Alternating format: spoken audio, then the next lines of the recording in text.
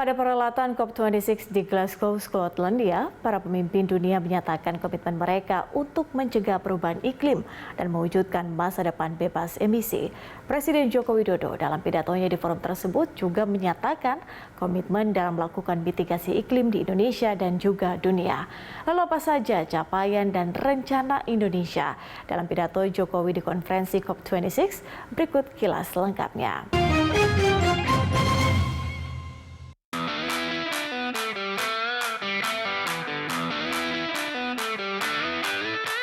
Conference of the Parties adalah bagian dari United Nations Framework Convention on Climate Change (UNFCCC) atau Konferensi Iklim Perserikatan Bangsa-Bangsa atau yang sering disebut sebagai COP26 di Glasgow, Skotlandia berakhir dengan kesepakatan yang mencakup banyak aspek upaya global dalam melawan perubahan iklim.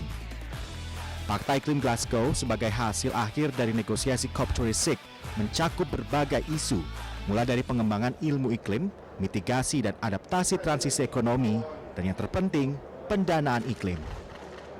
Sebagaimana tertuang dalam fakta tersebut, semua pihak mengakui bahwa sumber dana untuk menanggulangi dampak perubahan iklim di negara berkembang masih belum mencukupi. Di Glasgow, Presiden Indonesia Joko Widodo mempertanyakan kontribusi keuangan negara-negara maju terhadap target net zero emisi. Jokowi pun mendesak negara-negara maju untuk meningkatkan kontribusi moneternya.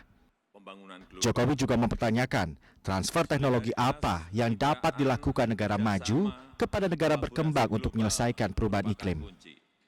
Selain itu, Jokowi juga menekankan pentingnya carbon market dan juga carbon price yang harus jadi bagian dari upaya penyelesaian perubahan iklim. Kami, terutama negara yang mempunyai lahan luas yang hijau dan potensi untuk dihijaukan, serta negara yang memiliki laut luas yang potensial menyumbang karbon, membutuhkan dukungan dan kontribusi dari internasional, dari negara-negara maju. Indonesia akan terus memobilisasi pembiayaan iklim dan pembiayaan inovatif serta pembiayaan campuran, obligasi hijau dan sukuk hijau. Penyediaan pendanaan iklim dengan mitra negara maju merupakan game changer dalam aksi mitigasi dan adaptasi perubahan iklim di negara-negara berkembang. Indonesia akan dapat berkontribusi lebih cepat bagi net zero emission dunia.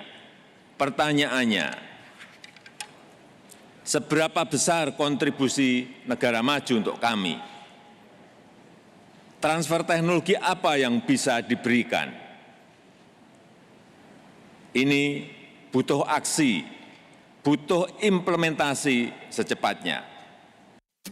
Lalu muncul sebuah pertanyaan, seberapa pentingkah dukungan finansial negara maju?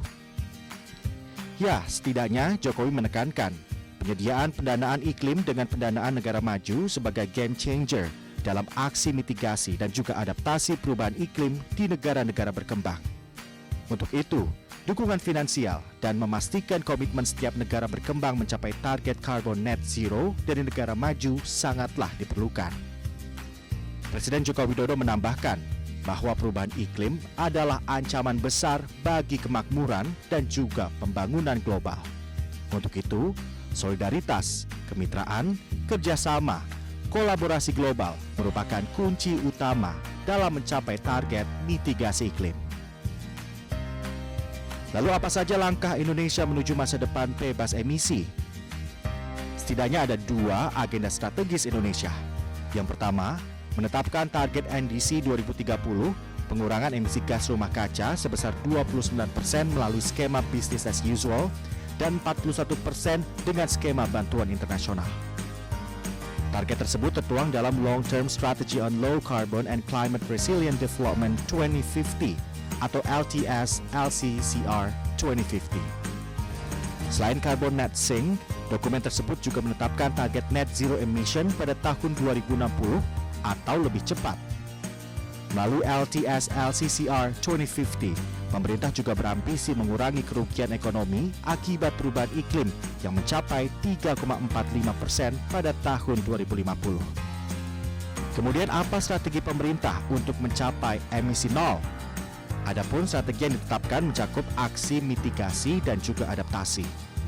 Di sisi mitigasi, untuk mencapai target net zero, deforestasi dan juga degradasi hutan harus ditekan. Selain itu mengelola hutan secara berkelanjutan, serta rehabilitasi hutan dan lahan, restorasi lahan gambut dan mangrove juga penting diupayakan.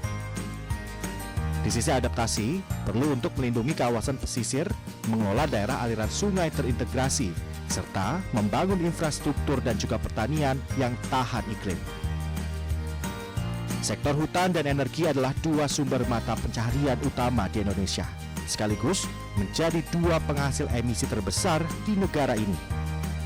Sebagai bagian dari komitmen Indonesia untuk melihat puncak emisi karbon pada tahun 2030, mengatasi deforestasi atau mengurangi emisi sebesar 60%, sementara transisi ke sumber energi yang lebih bersih akan menghasilkan 38%. Semakin cepat penghijauan dan energi terbarukan dilaksanakan di Indonesia, semakin besar dampak pembangunan rendah karbon di negara ini. Nantikan kilas balik peristiwa 2021 lainnya di program Kaleidoskop 2021 selanjutnya. Saya Patricia Mapaliai, terima kasih. Sampai jumpa.